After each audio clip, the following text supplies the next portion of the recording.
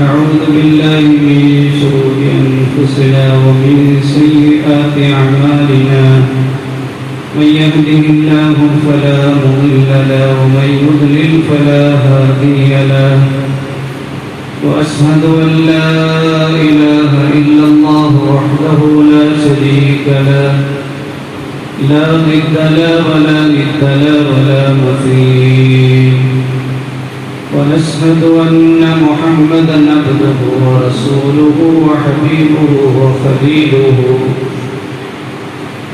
بلغ الرسالة وأدى الأمانة صلى الله عليه وعلى آله وأصحابه وبارك وسلم تسليما كثيرا كثيرا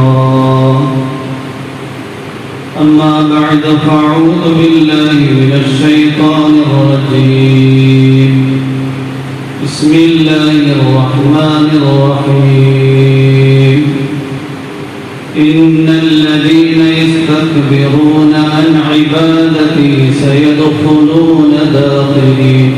سيدخلون جهنم داخرين صدق الله العظيم إنما الأعمال بالنيات وإنما لامرئ ما نوى فمن كانت هجرته إلى دنيا يصيبها أو إلى امرأة ينكحها فهجرته إلى ما هاجر إليه صدق رسوله النبي الكريم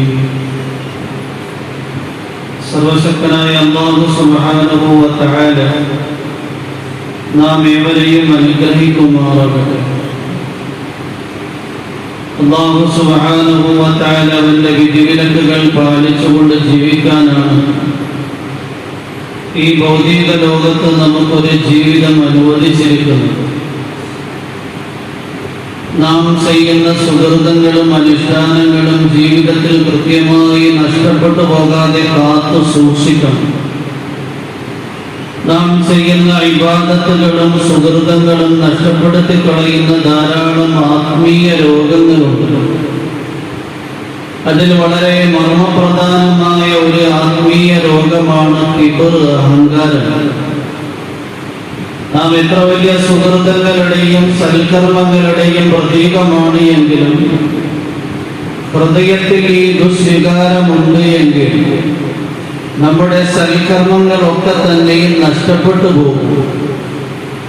അല്ലാഹുവിന്റെ പ്രവാചകൻ മുഹമ്മദ് മുസ്തഫ സല്ലല്ലാഹു അലൈഹി വസല്ലം തങ്ങൾ പറയുകയുണ്ടായി, മൻ കാന ഫീ ഖൽബിഹി മിത്ഖാലു ഹബ്ബത്തിൻ മിൻ ഖർദലിൻ മിൻ കിബ്രിൻ ലാ യദ്ഖുലുൽ ജന്ന. ആരുടെയെങ്കിലും ഹൃദയത്തിൽ ഒരു കടുകിന്റെ അംശം അഹങ്കാരമുണ്ടെങ്കിൽ അവൻ സ്വർഗത്തിൽ പ്രവേശിക്കില്ല. സ്വർഗപ്രവേശനത്തിന് വിഘാതമായി തടസ്സമായി നിൽക്കുന്ന വലിയ ഒരു ആത്മീയ രോഗമാണ് കിബർ, അഹങ്കാരം. അഹങ്കാരം എന്ന് പറഞ്ഞു കഴിഞ്ഞാൽ ഞാൻ ഇന്നയാളേക്കാൾ ഉയർന്നയാളാണ്, ഞാൻ പ്രവർത്തിക്കുന്ന കാര്യം ഇന്നയാള് പ്രവർത്തിക്കുന്ന കാര്യത്തെക്കാൾ ഉയർന്നതാണ് എന്ന് മനസ്സിലുണ്ടാകുന്ന ചിന്ത. ഇത് അല്ലാഹുവിന് മാത്രം അവകാശപ്പെട്ടതാണ്. കാരണം ആര് എത്ര വളർമ്മ നടിച്ചാലും അതിൻ്റെ മീതെ വലിയ ഒരുത്തനുണ്ട്.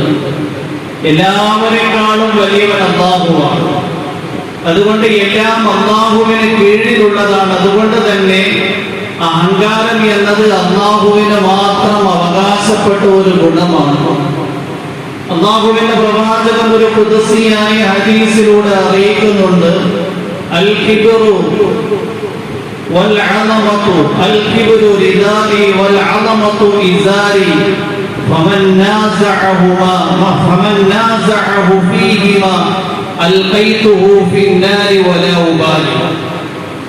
അല്ലാഹു പറയുകയാണ്, അൽ കിബ്റു റിദാഇ, അഹങ്കാരം എന്റെ മേലങ്കിയാണ്, വൽ അളമതു ഇസാരി, അളമത്ത് അതായത് മഹത്വം എന്നുള്ളത് എന്റെ പുതപ്പാണ്. ഫമൻ നാസഅനി ഫീഹിമാ അൽഖൈതുഹു ഫിന്നാർ, ആരെങ്കിലും എന്നോട് ഈ വിഷയത്തിൽ തർക്കിക്കുന്നു എങ്കിൽ, ഞാൻ വലിയയാളാണ് എന്ന് വാദിക്കുന്നു എങ്കിൽ ഞാൻ മഹത്വപ്പെടുത്തേണ്ടുന്നയാളാണ് എന്ന് ആരെങ്കിലും വാദിക്കുന്നു എങ്കിൽ അൽഖൈതുഹു ഫിന്നാർ, അവനെ ഞാൻ നരകത്തിലേക്ക് വലിച്ചിടും.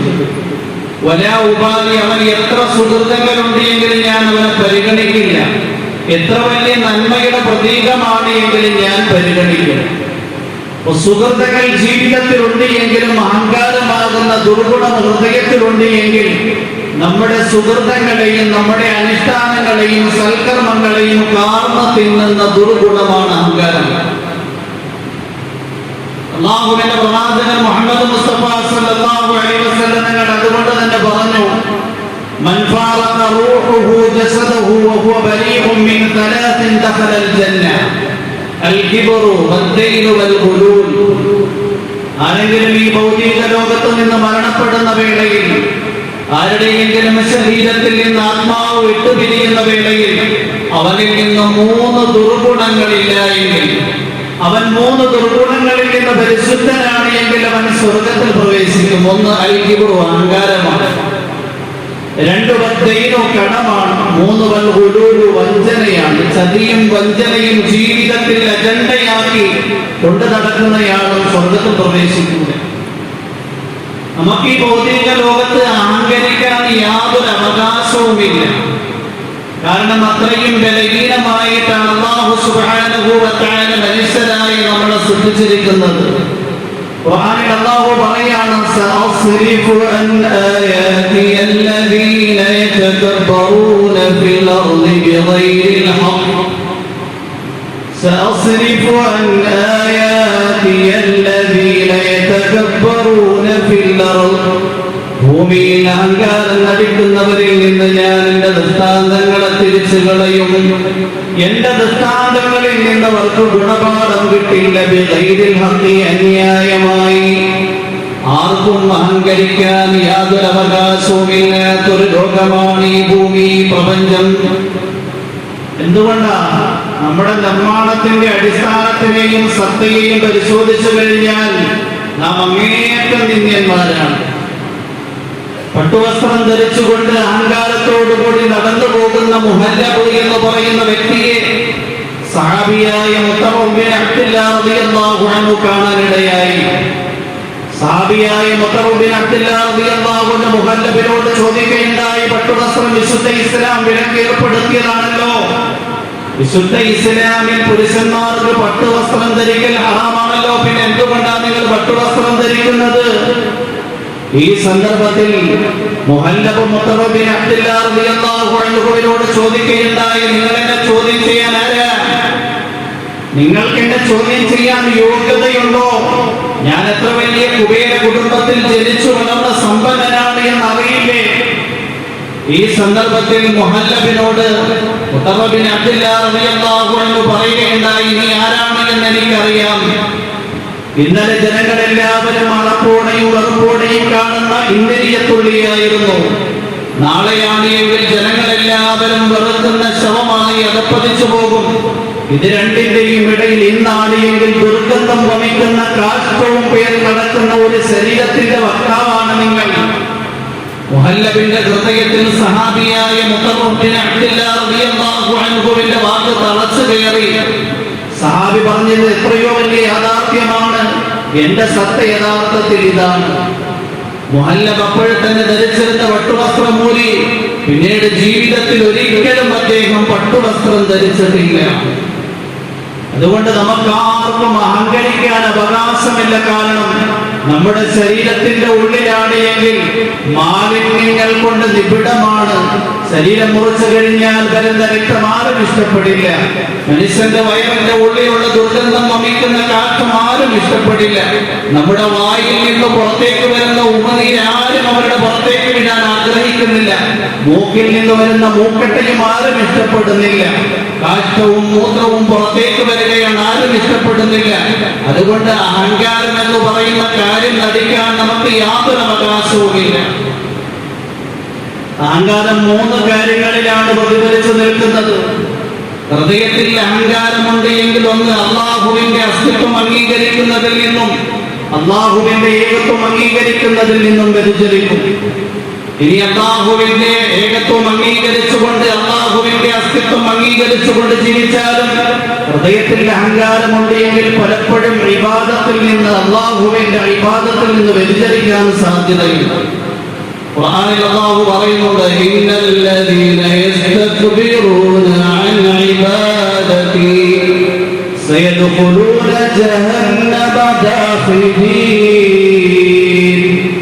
ഇന്നല്ലദീന യസ്തക്ബിറൂന അൻ ഇബാദതി, എന്റെ ആരാധനയിൽ നിന്ന് അഹന്ത നിമിത്തം മാറി നിൽക്കുന്നവർ സയദ്ഖുലൂന ജഹന്നമ ദാഖിലീൻ, നിന്ദ്യന്മാരായി അവർ നരകത്തിൽ പ്രവേശിക്കേണ്ടി വരും. ഹൃദയത്തിൽ അഹങ്കാരമുണ്ട് എങ്കിൽ അല്ലാഹുവിന്റെ അസ്തിത്വം നിഷേധിക്കും. ലോകത്ത് ധാരാളം യുക്തിവാദികൾ കഴിഞ്ഞുപോയിട്ടുണ്ട്, ഇന്നും യുക്തിവാദികളുണ്ട്. അല്ലാഹുവിന്റെ അസ്തിത്വം അംഗീകരിക്കുന്നില്ല. കാരണം ഹൃദയത്തിൽ അഹങ്കാരം ഉള്ളത് കൊണ്ടാണ്. കാരണം നോർമലായി മനുഷ്യൻ അവന്റെ ബുദ്ധിയും അവന്റെ മസ്തിഷ്കവും ഉപയോഗിച്ചുകൊണ്ട് ചിന്തിച്ചു കഴിഞ്ഞാൽ ഒരു സൃഷ്ടാവിനെ അംഗീകരിക്കേണ്ടി വരും. ഹൃദയത്തിലുള്ള അഹങ്കാരത്തിന്റെ പേരിൽ, മർക്കടമുഷ്ടിയുടെ പേരിൽ അല്ലാഹുവിന്റെ അസ്തിത്വം അംഗീകരിക്കുന്നില്ല. ധാരാളം അല്ലാഹു അല്ലാത്ത ശക്തികളെയും വ്യക്തികളെയും വസ്തുക്കളെയും പൂജിക്കുന്നവരുണ്ട്. അവർക്കും അറിയാം നമ്മൾ കൈകൊണ്ട് നിർമ്മിച്ച ഈ ആരാധന ആരാധിക്കുന്നത് ഒരിക്കലും ഉചിതമല്ല എന്ന്. പക്ഷേ ഹൃദയത്തിൽ അഹങ്കാരമുള്ളത് കൊണ്ട് അല്ലാഹുവിന്റെ ഏകത്വം അംഗീകരിക്കാൻ തയ്യാറാകുന്നില്ല. അല്ലാഹുവിന്റെ അസ്തിത്വം അംഗീകരിക്കുന്ന, അല്ലാഹുവിന്റെ ഏകത്വം അംഗീകരിക്കുന്ന ധാരാളം മുസ്ലിമീങ്ങളുണ്ട്. നമസ്കരിക്കുന്നില്ല, ഇബാദത്തുകൾ ചെയ്യുന്നില്ല.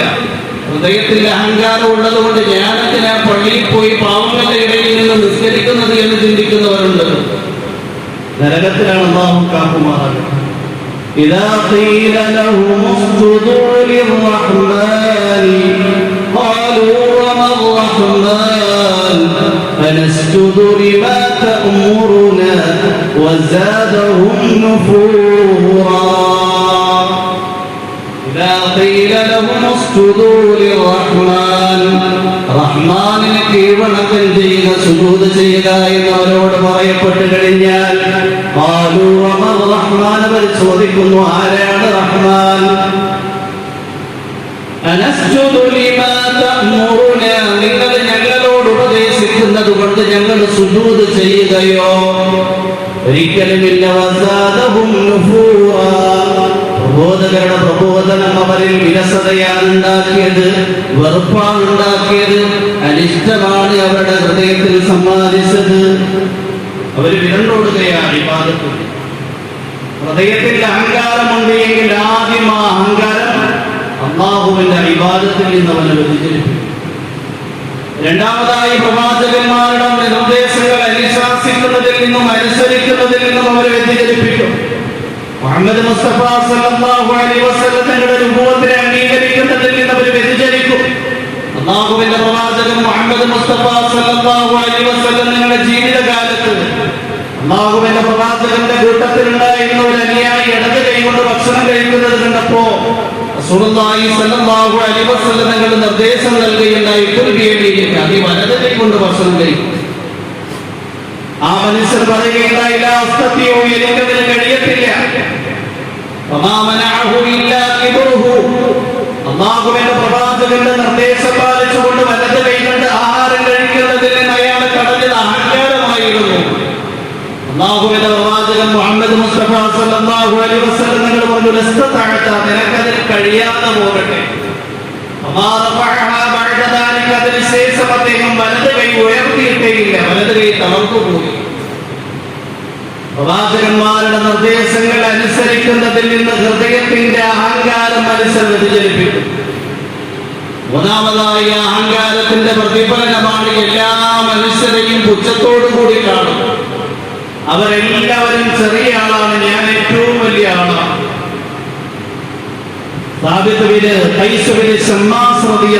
മുസ്ലിം ശരീഫിന്റെ റിവായത്താണ്. അല്ലാഹുവിന്റെ പ്രവാചകൻ മുഹമ്മദ് മുസ്തഫ സല്ലല്ലാഹു അലൈഹി വസല്ലം തങ്ങളുടെ അടുക്കൽ വന്നിട്ട് പറയുകയുണ്ടായി, യാ റസൂലല്ലാഹ്, ഇന്നി ഹുബ്ബിബ ഇലയ്യ മിനൽ ജിമാലി മാ തറാ. അല്ലാഹുവിന്റെ പ്രവാചകനെ, നിങ്ങൾ കാണുന്നത് പോലെ എനിക്ക് സൗന്ദര്യം വല്ലാത്ത ഇഷ്ടമാണ്. അതുകൊണ്ട് ഞാൻ നല്ല വസ്ത്രം ധരിച്ചുകൊണ്ടാണ് നടക്കുന്നത്, നല്ല ശുദ്ധീകരിച്ചുകൊണ്ട് വൃത്തിയായിട്ട് സുമുഖനായിട്ടാണ് നടക്കുന്നത്. അമിനൽ കിബ്രി, അത് അഹങ്കാരത്തിൽ പെടുമോ? അല്ലാഹുവിന്റെ പ്രവാചകൻ മുഹമ്മദ് മുസ്തഫ സല്ലല്ലാഹു അലൈഹി വസല്ലം നിങ്ങൾ പറഞ്ഞില്ല, ഒരിക്കലുമില്ല. വലാകിന്നൽ കിബ്റ ബതറുൽ ഹഖ് വഗംതുൻ നാസ്. നേരെമറിച്ച് കിബ്ർ, അഹങ്കാരം എന്ന് പറഞ്ഞു കഴിഞ്ഞാൽ സത്യത്തിനെ നിരാകരിക്കലാണ്. ഒരാൾ സത്യമായ ഒരു ആശയം പറയുമ്പോൾ തന്റെ സ്വാർത്ഥതയുടെ പേരിൽ അതിനെ അംഗീകരിക്കാതെ തള്ളിക്കളയുന്ന അഹങ്കാരം. വഗംതുൻ നാസ്, ജനങ്ങളെ പുച്ഛത്തോടുകൂടി കാണും. നീ ചെറിയ ആളാണ്, നീ ചെയ്യുന്നത് ശരിയല്ല. ഇതാ അഹങ്കാരം. മനുഷ്യരെ പുച്ഛത്തോടുകൂടി കാണുന്ന ദാരുണമായ അവസ്ഥ ഹൃദയത്തിൽ ഉണ്ടായിത്തീരും കിബറുണ്ട് എങ്കിൽ. ഈ കിബറിന് ധാരാളം കാരണങ്ങളുണ്ട്. ആ കാരണങ്ങളിൽ പണ്ഡിതന്മാർ പറയുന്നതിൽ പല കാരണങ്ങളും പ്രശംസനീയമായതാണ്. കിബറിന്റെ ഒന്നാമത്തെ കാരണം, 7 കാരണങ്ങൾ ഇമാം ഗസാലി അലൈഹി റഹ്മ പറയുന്നുണ്ട്. ഒന്നാമതായി പറയുന്നത് അറിവാണ്. ദീനിയായ അറിവ് കൂടുമ്പോൾ ഞാൻ വലിയ അറിവുള്ളയാളാണ്, ഞാൻ വലിയ പാണ്ഡിത്യത്തിന്റെ പ്രതീകമാണ്, എന്റെ പാണ്ഡിത്യമാണ് വളരെ കൃത്യതയാർന്നത്. ഹൃദയത്തിൽ ഈ ഒരു ചിന്ത അഹങ്കാരമാണ്. ഭൗതികമായ വിദ്യാഭ്യാസത്തിന്റെ അതിപ്രസരത്തിൽ ഹൃദയത്തിൽ അഹങ്കാരം ഉണ്ടാകാറുണ്ട്. ഞാൻ വലിയ ബുദ്ധിമാനാണ്, ഞാൻ വലിയ സയന്റിസ്റ്റാണ്, ഞാൻ വലിയ യുക്തിയുള്ളയാളാണ്. ധാരാളം പേർ അല്ലാഹുവിന്റെ അസ്തിത്വത്തിനെ നിഷേധിക്കുന്ന അവസ്ഥയിലേക്ക് പോകുന്ന കാക്കുമാർ. അല്ലാഹുവിന്റെ പ്രവാചകൻ പറയുകയുണ്ടായി, ആഫത്തുൽ ഇൽമി അൽ ഖുയലാ. ഇൽമിന്റെ ഏറ്റവും വലിയ അപകടം അഹങ്കാരമാണ്. വഹബ് ബിൻ മുനബ്ബഹ് റഹിമഹുല്ലാഹ് ചോദിക്കുകയുണ്ടായി, ഇൽമാണ് എങ്കിൽ പ്രശംസനീയമായ ഒരു കാര്യമാണ്, പിന്നെ എന്തുകൊണ്ടാണ് ആ ഇൽമിലൂടെ അഹങ്കാരത്തിലേക്കും ആ ഇൽമിന്റെ അപകടങ്ങളിലേക്കും പോകുന്നത്? വഹബ് ബിൻ മുനബ്ബഹ് റഹിമഹുല്ലാഹ് തന്നെ പറയുകയുണ്ടായി, അല്ലാഹുവിന്റെ പ്രവാചകൻ ഇൽമിനെ ഉപമിച്ചിരിക്കുന്നത് മഴയോടാണ്. മഴ നല്ല ഭൂമിയിൽ വർഷിക്കാറുണ്ട്, മോശമായ ഭൂമിയിൽ വർഷിക്കാറുണ്ട്. നല്ല ഭൂമിയിൽ മഴ വർഷിച്ചു കഴിഞ്ഞാൽ അവിടെ നിന്ന് നല്ല പച്ചക്കറികളും നല്ല ധാന്യങ്ങളും നല്ല പഴവർഗ്ഗങ്ങളും നല്ല ചെടികളും നല്ല മണമുള്ള പുഷ്പങ്ങളും സമ്മാനിക്കും. ഇതേ മഴ തന്നെ മുൾച്ചെടികളും കൈപ്പുള്ള കായ്കനികളും വിളയുന്ന പ്രദേശത്ത് വർഷിച്ചു കഴിഞ്ഞാൽ അവിടെ മുൾച്ചെടികൾ വർദ്ധിക്കും, കൈപ്പുള്ള കായ്കനികളുള്ള വൃക്ഷങ്ങൾ വർദ്ധിച്ചുകൊണ്ടേയിരിക്കും. ഇതുപോലെ ഇൽമു എന്ന് പറഞ്ഞു കഴിഞ്ഞാൽ മഴയോടാണ് ഉപമിച്ചിരിക്കുന്നത്. ഇൽമു സംസ്കരിക്കപ്പെട്ട മനുഷ്യന്റെ ഹൃദയത്തിലേക്കും ആത്മാവിലേക്കും ജീവിതത്തിലേക്കും വന്നു കഴിഞ്ഞാൽ അവനിൽ സൽഗുണങ്ങൾ വർദ്ധിച്ചുകൊണ്ടേയിരിക്കും, അവനിൽ സൽക്കർമ്മങ്ങൾ വർദ്ധിച്ചുകൊണ്ടേയിരിക്കും. ഇനി ദുസ്വഭാവിയായ ഒരാളിലേക്ക് ഇൽമു വരുന്നു എങ്കിൽ ഇൽമു കൂടുന്നതിനനുസരിച്ച് അയാൾ വലിയ അഹങ്കാരിയായി പോകും, അയാൾ തിന്മയുടെ പ്രതീകമായി പോകും. ഇൽമിലൂടെ ഹൃദയത്തിൽ അഹങ്കാരം ഉണ്ടാകാൻ പാടില്ല. രണ്ടാമത്, ഹൃദയത്തിൽ അഹങ്കാരം ഉണ്ടാകുന്നതിനുള്ള കാരണമായി സബബായി ഇമാം ഗസാലി അലൈഹി റഹ്മ വിശദീകരിക്കുന്നത് ഇബാദത്ത്. കുറച്ച് കൂടുതൽ ഇബാദത്ത് ചെയ്യുന്നയാളാണ് എങ്കിൽ, പകല് നോമ്പെടുക്കുകയും രാത്രി നിസ്കരിക്കുകയും ചെയ്യുന്നയാളാണ് എങ്കിൽ, ഇയാളാണ് എങ്കിൽ എന്നെ അപേക്ഷിച്ച് വളരെ താഴ്ന്നയാളാണ്, ഇയാൾ തഹജ്ജുദില്ലാത്തയാളാണ്, ഇയാൾ നിസ്കാരമില്ലാത്തയാളാണ്, ഇയാൾ സുന്നത്തായ നോമ്പില്ലാത്തയാളാണ്. ഞാൻ ധാരാളം ദീനിന്റെ കാര്യങ്ങൾ ചെയ്യുന്നു, ദീനിന്റെ വളരെ കൂടുതൽ പരിശോധന ചെയ്യുന്നയാളാണ്, ഇയാൾ അത്രയൊന്നും ചെയ്യുന്നില്ല. ഇത് യഥാർത്ഥത്തിൽ ഹൃദയത്തിന്റെ അഹന്തയാണ്. അല്ലാഹുവിന്റെ പ്രവാചകൻ മുഹമ്മദ് മുസ്തഫ സല്ലല്ലാഹു അലൈഹി വസല്ലമയുടെ സവിധത്തിൽ വെച്ച് സഹാബിമാരെ ഒരാളുടെ സുഹൃത്തുക്കളും നന്മകളും അല്ലാതെ വർണ്ണിക്കാൻ വേണ്ടി തുടങ്ങി. അല്ലാഹുവിന്റെ പ്രവാചകന്റെ ഇടയിൽ വർണ്ണിച്ചുകൊണ്ടിരിക്കുന്നതിന്റെ ഇടയിൽ ആ മനുഷ്യൻ കടന്നു. സഹാബിമാർ പറഞ്ഞു, അല്ലാഹുവിന്റെ പ്രവാചകരെ, അങ്ങയുടെ അടുക്കൽ നന്മയുടെ പ്രതീകമായി സുഹൃത്തുക്കളുടെ പ്രതീകമായി ഞങ്ങൾ വിവരിച്ചയാണ് ഇയാൾ. അല്ലാഹുവിന്റെ പ്രവാചകൻ മുഹമ്മദ് മുസ്തഫ സല്ലല്ലാഹു അലൈഹി വസല്ലം അയാളുടെ മുഖത്ത് നോക്കിയിട്ട് ചോദിക്കുകയുണ്ടായി, നിന്റെ ഹൃദയത്തിൽ വളരെ മോശമായ ഒരു ചിന്തയുണ്ട്, അഹങ്കാരത്തിന്റെ ചിന്ത. എന്നെക്കാൾ വലിയ ആൾക്കാർ ആരുമില്ല, ഞാനാണ് എല്ലാവരെക്കാളും നന്മ ചെയ്യുന്നയാള്, ഞാനാണ് എല്ലാവരെക്കാളും കൂടുതൽ ഇബാദത്ത് ചെയ്യുന്നയാള്, എല്ലാവരെക്കാൾ ഉയർന്ന ദീനിയായ ആള് ഞാനാണ് എന്നൊരു ചിന്ത നിങ്ങൾക്കില്ലേ? ആ മനുഷ്യൻ അംഗീകരിച്ചു. വിവാദത്തിന്റെ പേരിൽ ഒരിക്കലും ഹൃദയത്തിൽ മോശമായ ചിന്ത ഉടലെടുക്കാൻ പാടില്ല. ദീനിയായ കാര്യങ്ങളുടെ പേരിൽ മറ്റുള്ളവരെ അവമതിക്കാൻ വേണ്ടി പാടില്ല. ശൈഖുൽ ഹദീസ് മൗലാന സക്കരിയ റഹിമഹുല്ലാഹ് ഒരു ഗ്രന്ഥം എഴുതിയിട്ടുണ്ട്. ഉമ്മുൽ അംറാദ് എന്നാണ് ആ ഗ്രന്ഥത്തിന്റെ പേര്. രോഗങ്ങളുടെ മാതാവ്. എന്താ ആത്മീയ രോഗങ്ങളുടെ മാതാവ്? കള്ളുകൂടിയല്ല, വ്യഭിചാരമല്ല, കൊലപാതകമല്ല, അഹങ്കാരമാണ്. കാരണം ദീനിയായ ആൾക്കാരുടെ ഈ കാര്യമുണ്ട്, ദുനിയായ ആൾക്കാരുടെ ഈ കാര്യങ്ങളുണ്ട്, ഇബാദത്തെടുക്കുന്നവരിൽ ഈ കാര്യമുണ്ട്. അറിയുന്നില്ല, ഇത് മുഴുവൻ നഷ്ടപ്പെട്ടു പോകും. അബ്ദുല്ലാഹിൽ അൻദലൂസി എന്ന് പറയുന്ന വലിയൊരു പണ്ഡിതന്റെ സംഭവം എഴുതുന്നുണ്ട്. ജുനൈദുൽ ബാഗ്ദാദിയുടെയും ശിബിരി റഹിമഹുല്ലാഹിന്റെ ആത്മീയ ഗുരുവര്യനാണ് അബ്ദുല്ലാഹിൽ അൻദലൂസി. വിശുദ്ധ ഖുർആൻ മനനം ചെയ്തു എന്ന് മാത്രമല്ല, 7 ഖിറാഅത്ത് അനുസരിച്ച് ഓർമ്മയുള്ളയാള്, 30,000 ഹദീസുകൾ സനദ് സഹിതം മനനം ചെയ്തിരിക്കുന്നയാള്. അദ്ദേഹം പരിവാരങ്ങളുമായി യാത്ര ചെയ്യുന്നതിന്റെ ഇടയിൽ ഒരു ക്രിസ്ത്യാനിയായ പെൺകുട്ടിയിലേക്ക് നോട്ടം പതിയുകയും ആ സംഘത്തിൽ നിന്ന് പെൺകുട്ടിയുടെ അടുക്കലേക്ക് പോവുകയും ചെയ്യുന്നത് കണ്ടപ്പോ അദ്ദേഹത്തിന്റെ അനുയായികൾ ചോദിച്ചു, മഹാനായ പണ്ഡിതരെ, നിങ്ങൾ എത്ര വലിയ നിന്ദ്യതയുടെ പടുകുഴിയിലേക്കാണ് നിങ്ങളെ കൊണ്ടുവന്നിടുന്നത്? അൻദലൂസി പറഞ്ഞു, എന്റെ ഹൃദയത്തിൽ ഒരു നിലയിലും അതിൽ നിന്ന് മാറുന്നില്ല. പ്രേമം മൂത്തു കഴിഞ്ഞാൽ മനുഷ്യൻ എന്താ പ്രവർത്തിക്കുന്നത് എന്ന് അറിയില്ല. അവന്റെ കണ്ണിൽ അന്ധത തോന്നി. ശിഷ്യന്മാരെല്ലാവരും മടങ്ങിപ്പോയി, ബാഗ്ദാദിൽ പോയി. ശൈഖ് അകപ്പെട്ടു പോയ ദാരുണമായ അവസ്ഥയെക്കുറിച്ച് വിശദീകരിച്ചപ്പോൾ പലരും ഹൃദയം പൊട്ടിക്കരച്ചു. ചിലരാണെങ്കിൽ പൊട്ടിക്കരയാൻ തുടങ്ങി. എല്ലാവരും ദുആ ചെയ്തുകൊണ്ടേയിരുന്നു. ജുനൈദുൽ ബാഗ്ദാദിയും ശിബിരി റഹിമഹുല്ലാഹിയും ഒരു വർഷം കഴിഞ്ഞപ്പോ തങ്ങളുടെ ആത്മീയ ഗുരുവര്യനായ അബ്ദുല്ലാഹിൽ അൻദലൂസിയുടെ അവസ്ഥ എന്താണ് എന്ന് മനസ്സിലാക്കാൻ പോയപ്പോൾ മഹാനായ ശൈഖ് അവர்கள் പന്തികളെ മേയ്ക്കുന്ന ദാരുണമായ അവസ്ഥയാണ് കാണുന്നത്. കഴുത്തിലാണെങ്കിൽ കുരിശ് ധരിച്ചിട്ടുണ്ട്, കയ്യിലാണെങ്കിൽ വടിയുണ്ട്. ആ വടിയെക്കുറിച്ച് അവർ ഓർക്കുകയുണ്ടായി. വടിയിൽ ചാരി നിന്നുകൊണ്ടാണ് ഹൃദയങ്ങൾക്ക് ആത്മീയ നിർവൃത്തി അടയുന്ന പ്രസംഗങ്ങൾ നടത്തിയിരുന്ന ആ വടിയുമായി പന്നിയമേക്കാൻ നിൽക്കുകയാണ്. രണ്ടുപേരും കരഞ്ഞു, സലാം പറഞ്ഞു. അബ്ദുല്ലാഹിൽ അൻദലൂസിയും കരഞ്ഞു, സലാം മടക്കി. രണ്ടുപേരും ചോദിച്ചു, എങ്ങനെയാണ് നിങ്ങൾ ഈ അവസ്ഥയിലായിപ്പോയി?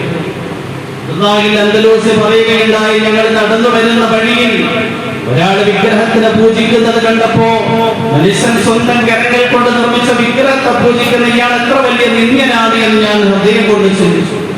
അയാളെ അവമതിച്ചതിന്റെ പേരിൽ പടച്ചവന്റെ ഭാഗത്തു നിന്ന് എന്റെ ഹൃദയത്തിൽ ഒരു തോന്നലുണ്ടായി. അബ്ദുല്ലാഹിൽ അൻദലൂസി, ഹിദായത്ത് അല്ലാഹുവിന്റെ അനുഗ്രഹമാണ്.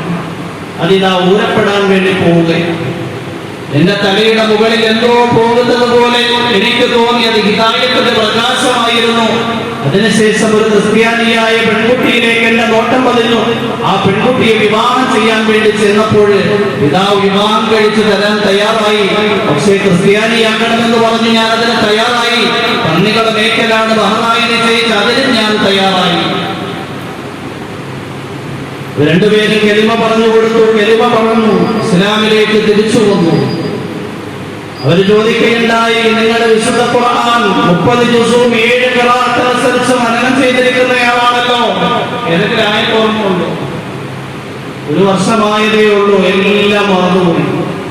ഒരായത്ത് മാത്രം ഓർമ്മയുണ്ട്.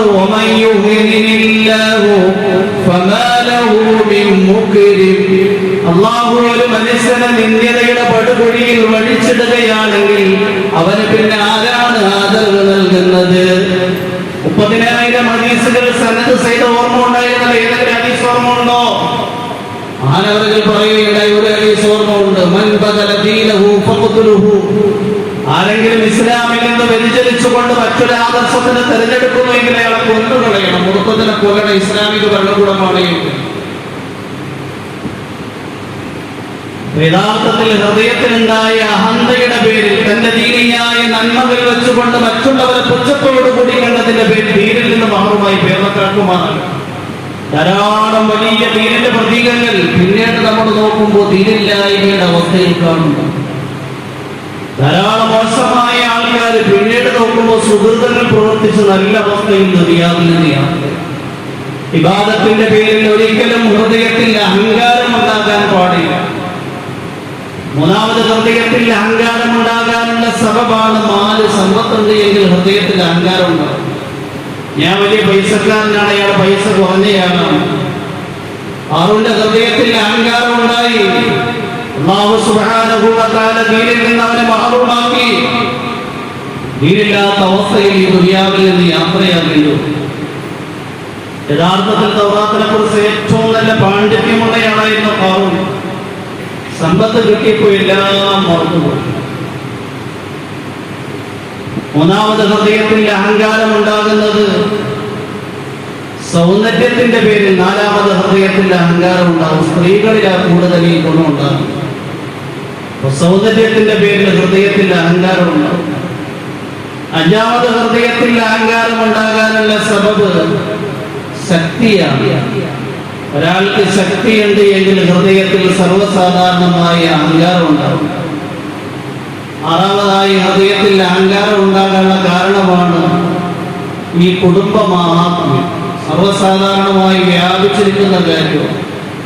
ഞാൻ ഇന്നയാളുടെ മകനാണ്, എന്റെ പൂർവികന്മാർ ഇത്ര മഹത്വമുള്ളവരാണ്, വലിയ കുടുംബക്കാരാണ്, വലിയ ഗോത്രക്കാരാണ്. അല്ലാഹുവിന്റെ പ്രവാചകൻ അനസ് റളിയല്ലാഹു അൻഹു റിവായത്ത് ചെയ്യുകയാണ്, അല്ലാഹുവിന്റെ പ്രവാചകൻ മുഹമ്മദ് മുസ്തഫ സല്ലല്ലാഹു അലൈഹി വസല്ലം തങ്ങളുടെ സവിധത്തിൽ രണ്ടുപേര് വഴക്കുണ്ടാക്കി. അതിൽപ്പെട്ട ഒരാൾ പറഞ്ഞു, ഞാൻ ഇന്നയാളുടെ മകനാണ്, നിനക്ക് ഉമ്മയില്ലാതെ പോകട്ടെ.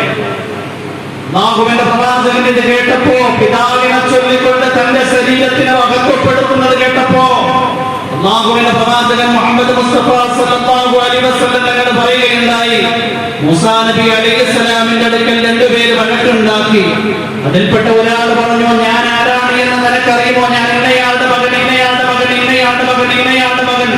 9 പൂർവികന്മാരെ, പിതാക്കന്മാരെ അദ്ദേഹം പറഞ്ഞു. മൂസാ നബി അലൈഹിസ്സലാമിലേക്ക് അല്ലാഹു സന്ദേശം അറിയിച്ചു. മൂസാ നബി അലൈഹിസ്സലാം അല്ലാഹു നൽകിയ ബോധനം അദ്ദേഹത്തിന് അറിയിക്കുകയുണ്ടായി, നിങ്ങൾ ഈ പറഞ്ഞ 10 പിതാക്കന്മാരും നരകത്തിലാണ്. നിങ്ങൾ ആ 10ാമത്തെയാണ്. നിങ്ങൾ ഈ 9 പൂർവികന്മാര്, പിതാക്കന്മാരെ പറഞ്ഞു 9 പേര് നരകത്തിലാണ്, 10ാമത് നിങ്ങളും നരകത്തിലാണ്. എന്നതാക്കുമാണ്. അതുകൊണ്ട് കുടുംബത്തിന്റെയും ഗോത്രത്തിന്റെയും പേരിൽ ആരും മറ്റുള്ളവരെക്കാൾ താൻ സ്ഥാനമുള്ളവരാണ് എന്ന് ധരിച്ചുകൊണ്ട് അഹങ്കാരിയാകാൻ പാടില്ല. ഏഴാമതായി ഹൃദയത്തിൽ അഹങ്കാരം ഉണ്ടാകുന്നത് ഭൂരിപക്ഷത്തിന്റെ പേരിൽ. തന്റെ കൂട്ടത്തിൽ ഒരു സംഖ്യ ബലമുണ്ട് എങ്കിൽ എനിക്ക് എന്തുമാകാം. പൊതുവെ നേതാക്കന്മാർ, അത് രാഷ്ട്രീയ നേതാക്കന്മാരാണ് എങ്കിലും, കുടുംബത്തിന്റെ നേതാക്കന്മാരാണ് എങ്കിലും, സാമുദായിക നേതാക്കന്മാരാണെങ്കിലും ഇക്കാര്യം വളരെ കൂടുതൽ ശ്രദ്ധിക്കണം. അല്ലാഹുവിന്റെ പ്രവാചകൻ മുഹമ്മദ് മുസ്തഫ സല്ലല്ലാഹു അലൈഹി വസല്ലമയുടെ ജീവിതകാലത്ത് നടന്ന വലിയ ഒരു പോരാട്ടമായിരുന്നു ഹുനൈൻ. അല്ലാഹുവിന്റെ പ്രവാചകന്റെ കൂട്ടത്തിലുണ്ടായിരുന്ന സഹാബിമാര് 12,000 പേര്, ശത്രു സൈന്യം 4,000 പേര്. മുസ്ലിം സംഘത്തിന്റെ ഹൃദയത്തിൽ ഒരു അണന്ത ഉടലെടുത്തു. ബദറിൽ നമ്മൾ ന്യൂനപക്ഷമായിരുന്നു, 313ഓളം പേരായിരുന്നു, ശത്രുക്കൾ 1000 പേരായിരുന്നു. ഞങ്ങൾ ന്യൂനപക്ഷമായിരുന്നു, ഞങ്ങൾ അങ്ങേറ്റം ബലഹീനരായിരുന്നു. ശത്രുക്കളാണ് എങ്കിൽ ഭൂരിപക്ഷമായിരുന്നു, സുസജ്ജരായിരുന്നു. അവർക്കെതിരിൽ നാം വിജയം നേടിയെങ്കിൽ ഹുനൈനിൽ തീർച്ചയായും ന്യൂനപക്ഷം വരുന്ന ഈ ശത്രുക്കൾക്കെതിരിൽ ഭൂരിപക്ഷം വരുന്ന മുസ്ലിം സംഘം പൊടുന്നരെ തന്നെ വിജയം നേടും. അല്ലാഹു സുബ്ഹാനഹു വ തആല അപ്പോൾ തന്നെ പരാജയം. സഹാബാക്കൾ യുദ്ധത്തിന്റെ മൈതാനിയിൽ നിന്ന് വിരണ്ടോടാൻ വേണ്ടി തുടങ്ങി. പിന്നീട് അല്ലാഹു അവന്റെ സഹായം ഇറക്കി, അവൻ സഹായിക്കുകയും വിജയിപ്പിക്കുകയും ചെയ്യുകയും. ഖുർആനിൽ അല്ലാഹു പറയുന്നുണ്ട്, ഇദാ അഅജബതുകും കസറതുകും ഫലം തുഗ്നി അൻകും ശൈആ വളഖത് അലൈകുമുൽ അർദു ബിമാ റഹബത് ثم وليتم مدبرين ثم أنزل الله سكينته على رسوله وعلى المؤمنين وأنزل جنودا لم تروها وعذب الذين كفروا فذلك جزاء الكافرين إذ أعجبتكم كثرتكم നിങ്ങളുടെ ഭൂരിപക്ഷം നിങ്ങളുടെ ഹൃദയത്തിൽ അകന്ത ഉണ്ടാക്കിയപ്പോ ഫലം തുഗ്നി അൻകും ശൈആ നിങ്ങൾക്ക് ഒന്നും ചെയ്യാൻ കഴിഞ്ഞില്ല വളഖത് അലൈകുമുൽ അർളു ثم وليتم مدبرين. ഭൂമി വിശാലമായതിനോടൊപ്പം നിങ്ങളുടെ മുന്നിൽ ഇടുക്കമായി ശത്രു സൈന്യത്തിനെതിരിൽ നിങ്ങൾ പിന്തിരിഞ്ഞോടുന്നവരായി. ثم أنزل الله سكينته على رسوله. പിന്നീട് അല്ലാഹു അവന്റെ സഹായം മുഹമ്മദിന്റെ മേൽ ഇറക്കി സല്ലല്ലാഹു അലൈഹി വസല്ലം. വഅലൽ മുഅ്മിനീന മുഅ്മിനീങ്ങളുടെ മേൽ. വഅൻസല ജുനൂദൻ ലം തറൗഹാ. നിങ്ങൾ കാണാത്ത മലക്കുകളുടെ സൈന്യത്തിനെ അല്ലാഹു ഇറക്കി. വഅല്ലമല്ലദീന കഫറൂ. നിഷേധികളെ എന്നിട്ട് അല്ലാഹു കൈകാര്യം ചെയ്യുകയും ചെയ്തു. വദാലിക ജസാഉൽ കാഫിരീൻ. കാഫിരീങ്ങൾക്കുള്ള ശിക്ഷ അതാണ്.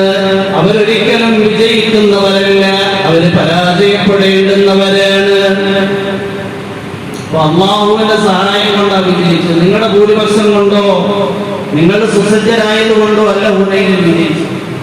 നിങ്ങളുടെ ഹൃദയത്തിൽ അങ്ങനെ ഒരു ചിന്ത ഉണ്ടായപ്പോ നിങ്ങൾ യുദ്ധത്തിൽ നിന്ന് പിന്തിരിഞ്ഞോടേണ്ടി വന്നു.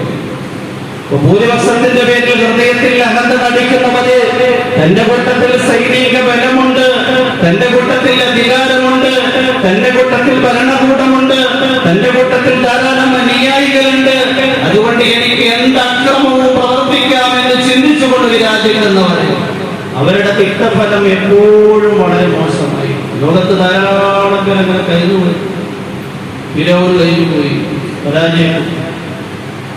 അതുകൊണ്ട് 7 കാരണങ്ങളുടെ പേരിൽ ഹൃദയത്തിൽ അഹങ്കാരം ഉണ്ടാകും. 7 കാരണങ്ങളും സർവ്വസാധാരണമായി നമ്മളെ ചുറ്റിപ്പറ്റി നിൽക്കുന്ന കാര്യങ്ങൾ. 7 കാര്യങ്ങൾ ആക്ഷേപമല്ല. പക്ഷെ ഇക്കാര്യം നമ്മുടെ ഹൃദയത്തിൽ അഹന്ത ഉണ്ടാക്കാൻ പാടില്ല. ഒന്ന്, അറിവിന്റെ പേരിൽ ഹൃദയത്തിൽ അഹങ്കാരം ഉണ്ടാകും.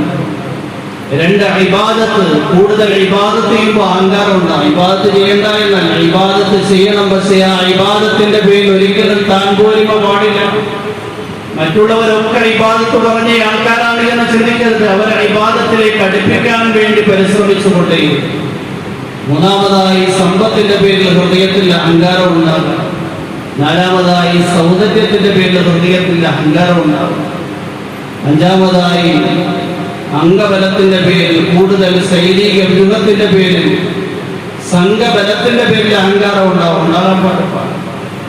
6, ശക്തിയുടെ പേരിൽ, ഞാൻ ശക്തനാണ്, ബാക്കിയുള്ളവരൊക്കെ എനിക്ക് കീഴടക്കാൻ പറ്റും. 7, കുടുംബ മഹാത്മത്തിന്റെ പേരിൽ, ബന്ധങ്ങളുടെ പേരിൽ, ഗോത്ര മഹത്വത്തിന്റെ പേരിൽ ഹൃദയത്തിൽ അഹങ്കാരം ഉണ്ടാകാൻ പാടില്ല. നേരെ മറിച്ച് നമ്മുടെ ഹൃദയത്തിൽ ഉണ്ടാകേണ്ടുന്ന ഗുണമാണ് തവാദുഉ, വിനയം എന്നുള്ളത്. അല്ലാഹുവിന്റെ പ്രവാചകൻ മുഹമ്മദ് മുസ്തഫ സല്ലല്ലാഹു അലൈഹി വസല്ലം തങ്ങൾ പറയുകയുണ്ടായി, അർബഉൻ ലാ യുഅതീഹുമുല്ലാഹു ഇല്ലാ മൻ അഹബ്ബ. 4 ഗുണങ്ങൾ അല്ലാഹു ഇഷ്ടപ്പെടുന്നവർക്ക് മാത്രം നൽകുന്ന ഗുണമാണ്. ഒന്നാമത്തെ ഗുണം തവാദുഉ, വിനയമാണ്. 2, വസ്സംതു, നിശബ്ദതയാണ്. അത് ഇബാദത്തിന്റെ തുടക്കമാണ്. ആവശ്യമില്ലാതെ അവന്റെയും ഇവന്റെയും കാര്യങ്ങൾ പറഞ്ഞുകൊണ്ട് ഏഷണിയും പരദൂഷണവും പറഞ്ഞ് ചെയ്തു കൂട്ടിയ സുഹൃത്തുക്കളെ നശിപ്പിക്കുന്നതിന് പകരം നിശബ്ദനായി കഴിഞ്ഞുപോകും. 3, തവക്കുലു അലല്ലാഹ്, അല്ലാഹുവിന്റെ മേൽ എല്ലാ കാര്യങ്ങളും പരമേൽപ്പിക്കുന്ന ഉയർന്ന ഗുണം. 4, വസ്സുഹുദു ഫി ദുനിയ, ദുനിയാവിനോട് ഹൃദയം കൊണ്ട് താല്പര്യമില്ലാതിരിക്കും. പ്രപഞ്ച പരിത്യാഗം എന്ന് പറയും. സമ്പത്തുണ്ട് എങ്കിലും അധികാരമുണ്ട് എങ്കിലും ഹൃദയത്തിൽ അതിനോട് വലിയ താല്പര്യമില്ലാത്ത ഉയർന്നവർ. ഈ 4 ഗുണങ്ങൾ അല്ലാഹു ഇഷ്ടപ്പെടുന്നവർക്ക് മാത്രം പ്രദാനം ചെയ്യുന്ന സൽഗുണങ്ങളാണ്. അല്ലാഹു നമുക്ക് ഓരോരുത്തർക്കും നമ്മുടെ ഹൃദയത്തെ അഹങ്കാരത്തിൽ നിന്ന് പരിശുദ്ധമാക്കാനും തവാദുഉ, വിനയം എന്ന് പറയുന്ന ഏറ്റവും നല്ല ഗുണവും നൽകി അനുഗ്രഹിക്കുമാറാകട്ടെ. وآخر دعائي الحمد لله رب العالمين. السلام عليكم ورحمة الله وبركاته.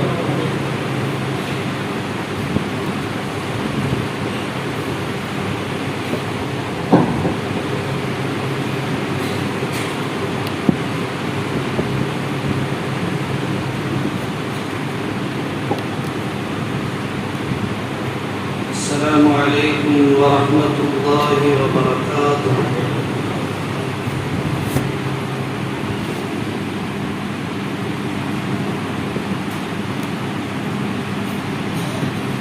الله